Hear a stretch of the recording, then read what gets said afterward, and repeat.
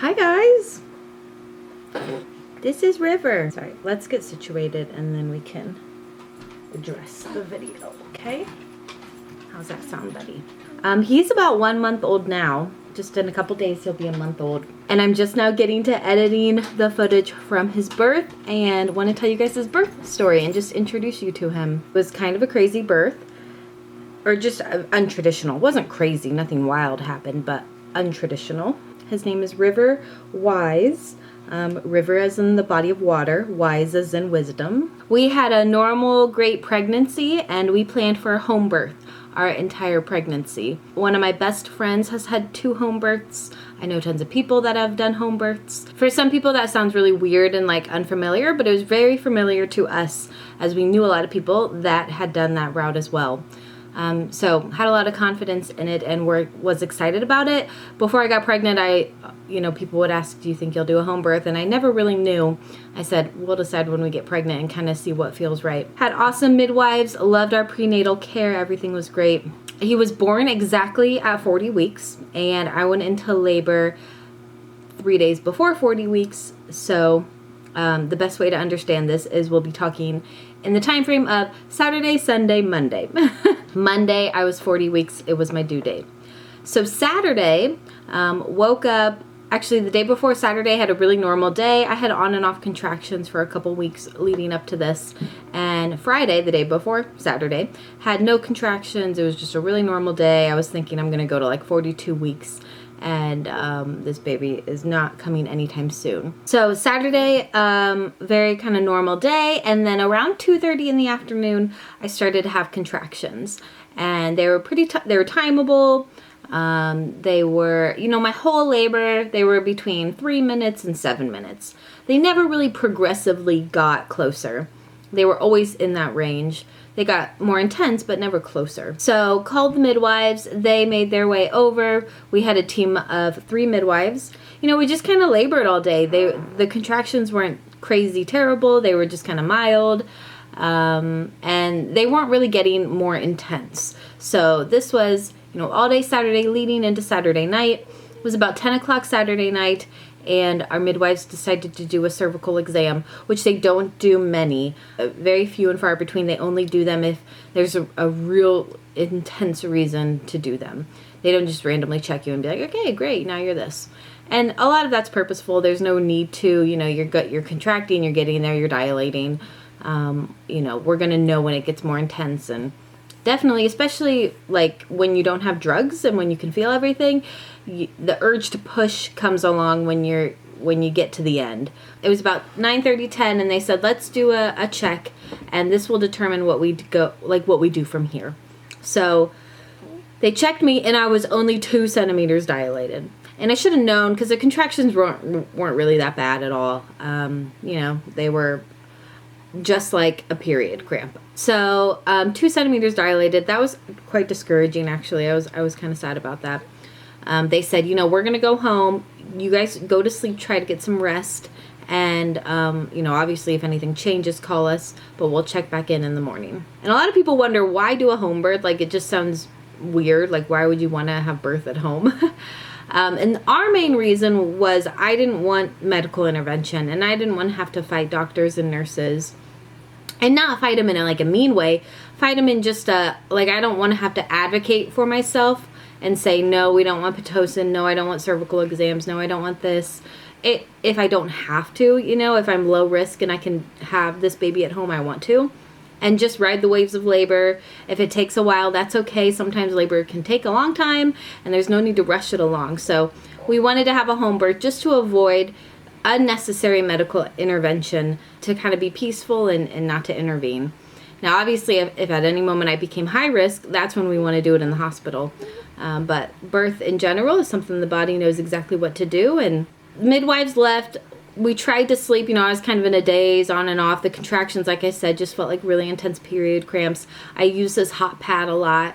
Adam would press it on my back. And Adam's such a trooper through all this because he's right there with me with every contractions, which is every 5 minutes for a solid 40 seconds to a minute. He's there supporting me.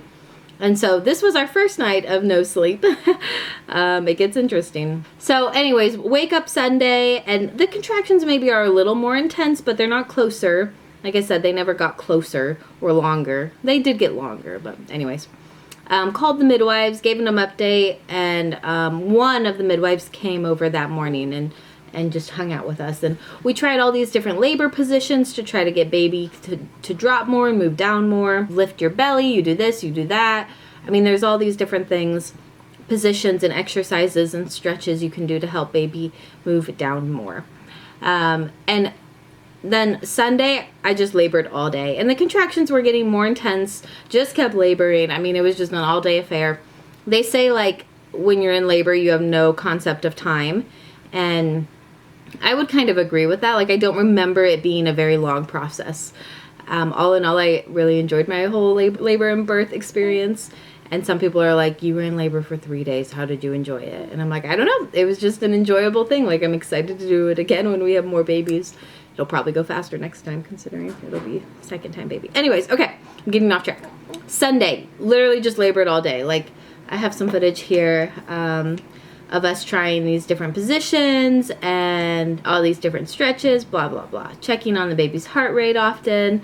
If you're wondering how midwives do it, they have a Doppler thingy and they check the baby's heart rate every 30 minutes to an hour. There's no need for continuous monitoring when, you know, baby and mom are doing fine. Some other things we did was take my temperature every hour just to be sure there's no infection. And other than that, just labored. And the best way to explain it is it was just like a period, but you actually get breaks in between the cramps or contractions, and you get to totally rest. So there was no pain during the breaks. It was just like I was chilling. And then when the contraction came on, just like an intense period cramp. So Sunday night is when it gets more interesting. And it's probably, I think it's around 11 midnight-ish. And the midwives are like, we're going to go on our shifts, which means a couple of them sleep and one of them stays awake. And when they said that, they're like, you guys try your best to get some sleep too. You know, we're going to leave you guys alone, blah, blah, blah. So Adam and I were in our bedroom. And the moment they said that and they left, I get my first contraction that's like back labor. And this was when the pain was like, wow, okay, this is a little bit more intense than a period cramp. You know, this is making me say, oh my goodness. And I said to Adam during that, I'm done. I want to go to the hospital. And he was like, no, you don't, Jordan. Like, this is not what you want. You're fine. You're just in pain. And we had these conversations prior. Like, I'm going to say I want to go to the hospital. Most women at some point in their labor say, I want the drugs. Like, I'm in pain. And you kind of go to a really irrational space of thinking when you're in labor. Not all women. It's such an intense time that you often say things you maybe don't mean, or you just are kind of crazy. You know, you seem very like wild, and a lot of people have like been told that they are acting drunk when they're in labor. And it's just a lot of pain coping mechanisms and what we do to kind of get into the zone, like the labor zone. I remember saying, I'm done, I want to go to the hospital. And Adam kind of talking to me. And I said, go get one of the midwives because this is just unbearable. So one of our midwives came up and she was like, let's try some other positions. And I got into the pool and that really distracted me.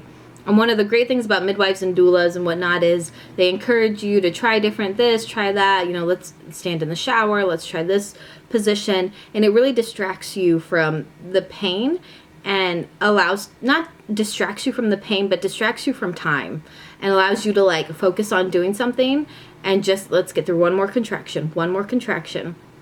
And before you know it, hours can go by. That's again, like not really understanding time when you're in labor. So I remember I got into the tub, and then from there I just tried a bunch of other positions. So this was like midnight, 1 a.m., 2 a.m., 3 a.m. We're getting into Monday morning. And Monday morning around 4 or 5 o'clock, I had my first contraction. So at this point, I have been laboring since Saturday, all day Sunday. We're getting into Monday. No sleep, exhausted. But not like, I don't remember thinking I'm exhausted. I don't know. I don't remember any negative feelings until here in a little bit. I have my first, we did one other cervical exam. When did we do it? I think we did another one before bed. that Sunday night they checked me and I was like a 5, a 4.5, a 5. I mean, I'm like hardly progressing, so slowly dilating. Just like, come on, could it go any slower? Took me 24 hours to get from a 2 to a 5. That's terrible. Oh my gosh. Oh, and if you're part of like natural stuff, you'll know I did everything you could think of to like support a quick, fast delivery. I drank red raspberry leaf tea. I ate my dates. I took the oils. I did it all. The only thing I didn't do was like work out a lot. And that's because I was having so many Braxton Hicks contractions and I was advised not to. And I know for my future labors, I am going to do like 1,000,000 squats a day. I think that's one thing that like I was missing, was just some muscle strength, and I wish I had done a lot more squats. Regardless, I did everything for a fast labor. None of it helped. I did the oils during labor. This mama was not progressing. Okay, back on track. So for, the back labor had begun and it was just terrible. Oh my gosh, it was so bad. The tub helped a lot though. If you don't know a tub, a home birth, it's just like a jacuzzi or a bathtub. The temperature is about body temp, 98, 99, 100. And it really helps numb the pain and is just quite a soothing area to labor. I was in the tub a lot during that time. And 4 or 5 o'clock, I'm laboring. A common place to labor is on the toilet, as your brain goes into a space of like elimination. Like, this is a place where I eliminate a lot. Body, eliminate a baby. So if you can't tell, I have a little bit of a cold, by the way. You are so cute. I'm on the toilets like 4 to 5 a.m. and I have my first contraction that is accompanied with the urge to push. And you really only get the urge to push when you're about fully dilated and ready to go. And I knew that. And so I holler out, I need to push. And usually, so even if you usually make like like I'm pushing noise. And I holler it out, waiting for my midwives to holler back like, oh great, it's like go time, but they don't. And I remember thinking they're not saying anything because they don't want me to get my hopes up, but my hopes are up. Like I know I'm almost fully dilated, or I'm right there. I know it's getting time to push, like we are there, it's go time. And they're not saying anything. They're just like, okay. And I have another contraction and I'm like, I remember saying, I can't not push. And they said, that's okay, you can push. And that's all they said. And I'm like, oh my gosh, guys, tell me more. I need encouragement at this moment. But they knew more than I did, which was, we could be a ways away still. So, with each contraction, now they're not really like painful. They're, the period cramping feeling goes away. And now it's just this overwhelming urge to push and pressure. Which is like at this point, nothing is painful. Oh, it's okay. Shh. Just the sheer amount of strength it takes to push a baby out. And I think I underestimated that amount of strength. You hear so many stories, or I read so many stories of like, my body just pushed the baby out all on its own. And I couldn't not push it out, which is true. Like, it's kind of the feeling of throwing up. Like, you can't not do it. Like, if somebody was to say to me, don't push, and during the contraction, I'd be like, you're crazy. I have to push. Like, that's like saying don't throw up when I have the flu. Like, I have to throw up. I pushed for like, 4 hours. 4 or 5 hours. And didn't really get anywhere. We started to see the baby's head, and that was really it. We tried all these different positions of pushing, and so it's getting to about 9 a.m. and we still have no baby. 3 hours ago the midwives I saw them fiddle and get all the baby things out, and I'm still pushing. And at this point I'm getting discouraged, and I think everyone is starting to think like, we're really not getting any progress. It was frustrating that we could see the baby's head, and no matter how hard I pushed, like, he just wasn't coming. And so I remember seeing our head midwife. She walked outside and she was on the phone, and I asked one of the other midwives, who's she talking to? And she said she's talking to some of our fellow midwives on, other options, getting some more advice. What are some other things we could do? And so she comes back, our head midwife, and she says, we're going to try 3 other positions. And if if we don't see progress, we're going to transfer to a hospital due to no progress. And at that point, I was like, yeah, we're going to a hospital. I was already done. I remember thinking, why are we even trying these 3 positions? Like, I've been pushing for 5 hours. I've been in labor for 2.5 days. Like, it's just time to go to the hospital. There weren't any red flags. Baby's heart rate was great. I was great. There were no infections. Like, there was nothing other than, for some reason, I cannot push this baby out. So we tried the 3 positions, and we're like, okay, we're going to the hospital. With all labor things, you think it's very, like, dramatic, and they're screaming and yelling, and I guess sometimes there is. But at this point, fully dilated, baby's head, we can see it. It's right there. When I push, you can see the tip of his head. But it was so calm, and we had so much peace about going to the hospital. It was just like, we were kind of over it mentally and like, let's move on to the next steps. This just isn't working. And so I remember just being quiet. Like, I got dressed. Our midwives called the hospital and said we were on our way. Thankfully, we have such a great local hospital with an awesome doctor and team. And our midwives and doulas have partnered with them before and worked with them before on births. And everyone was just kind of on a name-to-name basis. This is kind of the beauty of small town. Like, hey, this is blah. I got a mom coming in. Who's the doctor on call? Cool. I'm sending blah with her. So none of it was stressful, and I wasn't really scared. I remember asking the midwives, are they just going to C-section me? Like, am I just going to be immediately put into a C-section? And she said, oh, no. They'll evaluate you and kind of see the situation. But I remember thinking, they're just going to C-section me. So I was kind of mentally preparing for that. And that's really the last thing I wanted. Obviously, we wanted to do a natural home birth. We did not want a C-section. So anyways, we got into the car, drove to the hospital, I have a few contractions in the car, and, I'm kind of quietly pushing, and I wasn't scared I was going to push the baby out in the car by any means. Rolled up into the room, and, they put me on the bed, and the doctor walked in, and we know the doctor. Not like personally, but knew of him in the community. If we were to do a hospital birth, he was the one we were going to go through.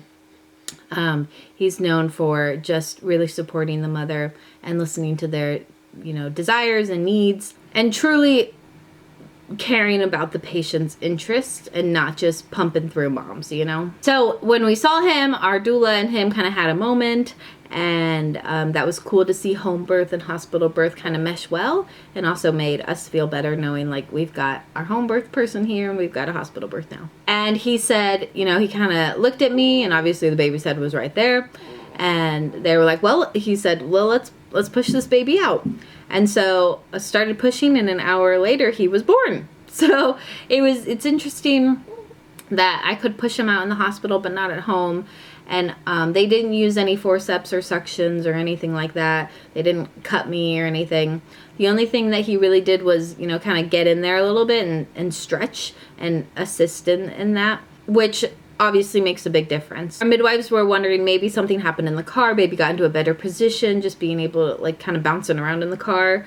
Who knows? But I was able to push the baby out, and that's all that matters. It was so peaceful the whole time. There were never points of stress or scaredness or anger. It was just like we were riding the waves and doing everything we could in each phase, and then moving on to the next phase when we knew it was time. And like I said, he was born an hour after we got to the hospital, an hour of pushing. One thing I really wanted was like to kind of catch him myself, and I didn't catch him at the hospital, but I was able to grab him immediately and put him up on my chest, and we did skin to skin, and we just kind of hung out for a long time and was still able to do a lot of the things we wanted to do at home. And I'm glad I wrote up a hospital birth plan, things we didn't want to do, preferences, those kinds of things. But, I sent it to my doula on our way to a hospital. I said, hey, these are things we really want and don't want. Can you make sure that happens if I'm not totally like there? and Adam had it on his phone as well. And it was actually really cool at the hospital. A lot of the nurses had questions about home birth, or wanted to do a home birth, but then they became high risk, so they couldn't. There was just a lot of cool conversation that happened. And then at the end of our stay at the hospital, the director of something visited with us and said, we're considering rebranding to a natural birthing center, and we want to just know why you chose hospital birth or home birth over hospital, why, all of that kind of stuff. So that was a cool conversation too, to be able to talk to them, and they were wondering a lot of like, if we had beds here, would you like that? If we had tubs, would you like that? And all in all, for us at least, the reason we wanted a home birth was to not be pressured for medical intervention that was unnecessary. And I guess a bed would be nice and a tub is nice for pain management, but all of that aside, like, I'll freaking labor in my car and give birth in my car if it means somebody isn't trying to inject this in me and do this in me. And I know not everyone gets that. Like, I know it's not everyone's desire to do this whole birth thing naturally. I know a lot of people are like, why would you go through the pain when you can just get an epidural? I get it. Like, we all have different preferences, and that's okay. Anyways, that was a fun conversation. All in all, it was a great birth, and I'm excited to give birth again. It was awesome to be able to feel him come out of me and to just not be on any drugs. I remember feeling when pushing, his head would come out, more and more and more. And the doctor explained it in a way that's like, if you're stuck in a ditch and, you're trying to you're trying to get out of the ditch, like pumping on the gas, like, and it's like you keep rocking more, and then finally one of those times you just actually hit it and you get out of the snow or the ditch or whatever. That's what it's like pushing a baby out. So their head will come out and then it'll go back in, and they'll come out and they'll go back in, and they'll come out and kind of stay, and like it just, you never know which push is going to be the one that really gets the head out, and then the shoulders and everything to follow. And so while pushing, the whole time I'm like, how much of his head do you see? And they were like, we see this much of his head, but then it goes back in. And as I kept pushing, we see this much of his head. And Adam just kept saying, Adam was holding one of my legs, our doula was holding the other leg. Adam kept saying, like, how is he not out yet? Like, so much of his head we can see. Like, how is he not out yet? And obviously they kind of come out with a cone head. He just said it was really confusing because it's like, he has a massive head. I don't know. It was silly. At one point they were like, do you want a mirror to see? And I was thinking, I'm like, do I want a mirror to see or not? I don't know. And one of the nurses goes to get the mirror, and they're starting to roll it in. As I'm still deciding in my brain, do I want to see or not? Adam covers my eyes and he looks at me and he goes, honey, you don't want to see. And at that moment I was like, you're right. I don't want to see because it's going to mess with my visual. I had a visual of what was going on. His baby's head is coming out, and I'm trying to focus on pushing and all this kind of stuff. And I knew if what I saw was not what my visual was, which I'm sure it wasn't, it would mess with me totally. And so I'm thankful that he kind of read how I was feeling. I was thinking, do I want a mirror or not? And covered my eyes because the mirror was there. The nurse had rolled it into place already. Well, I don't really remember feeling his head come out because at that point there was just it was a lot of pressure. But once his head was out, everyone was like, oh my gosh. And I remember saying, is his head out? And then immediately when I said that, I could feel his shoulders rotate, which is like something all babies do. Their heads come out and then their shoulders rotate. They'll rotate on their own, but a lot of doctors will rotate them like manually. So anyways, his shoulders rotated, and then I felt the rest of him come out. And that was just so cool to be able to feel my baby come out of me. There was no pain, there wasn't a lot of pain. I'm surprised at how little pain was involved with this whole process.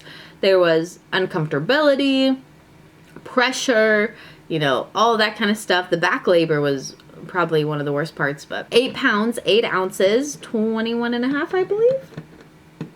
I think 21 and a half, 20 and a half, 21, one of those two. Yeah, so the worst part of the whole entire birth experience, I did tear, so he stitched me up real fast, and that wasn't bad.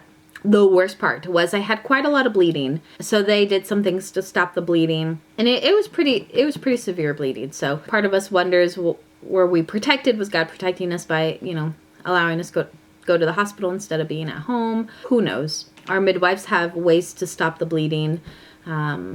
that's a big unknown. But oh my gosh, the doctor had to push on my uterus to get the blood to come out, and then he stuck his arm up me, and I don't know what he was doing, if he was like pulling the blood out.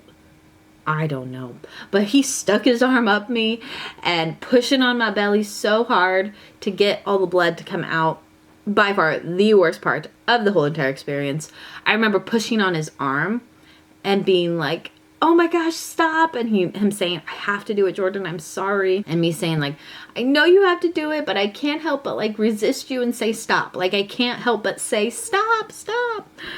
It was just like a weird mental thing of like, I know you have to do this, but Jesus hurts. So that was the worst part of it all. But once that was done, then we delivered in the room that we stayed in the rest of the day. It was all very quick. So they rolled me in, blah, blah. And we hung out there for a little bit and then we went home. Postpartum was really easy to recovery-wise. I didn't have a ton of bleeding afterwards. My down there's felt good pretty quickly. I've heard if you have an epidural, recovery is a lot slower and you feel more like you got hit by a bus. If you don't have an epidural and intervention, you recover a lot faster. And I was feeling great. I went to work a week later. Took it slow, knew I needed to take it slow, but overall, postpartum and recovering and healing wise, super easy. Like no big deal. I'm gonna do a 1 month video update talking about all of those things. This video I just wanted to talk about the birth as it was quite an experience and include a lot of cute snuggly photos and videos of River. So here's some footage of us at the hospital and kind of getting ready to come home.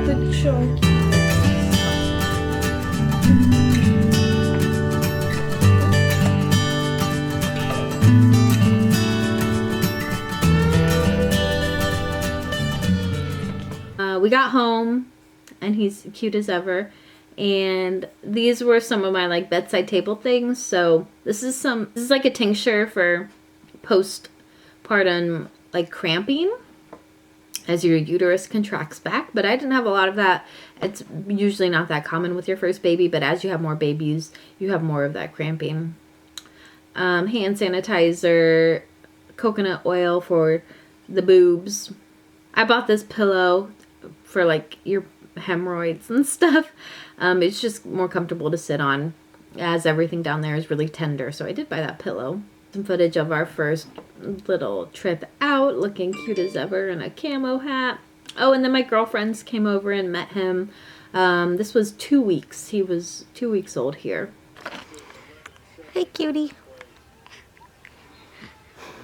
It's Saturday. We are doing a bunch of random stuff. I know we've had some visitors. He's almost 2 weeks old. Adam's outside right now with the dog, taking him on a walk. Here is some diaper changing necessities. These are reusable wipes that you can just get wet and use as a wipe. We've got a burp cloth, we've got a thermometer, we've got water wipes, we've got diapers, not butt paste, like butt cream. Oh, I actually need to wash this. This is that little nose Frida nose sucker. I need to wash it though.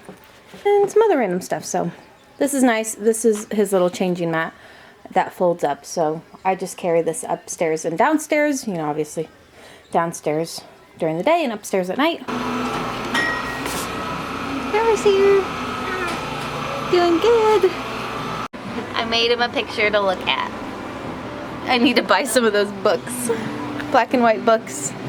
He's not even looking at it. He's looking at below it. So that's my birth story. This is River. He's so stinking cute. We love him so much. Like I said, he's about almost a month old, and I'm going to film a 1-month update.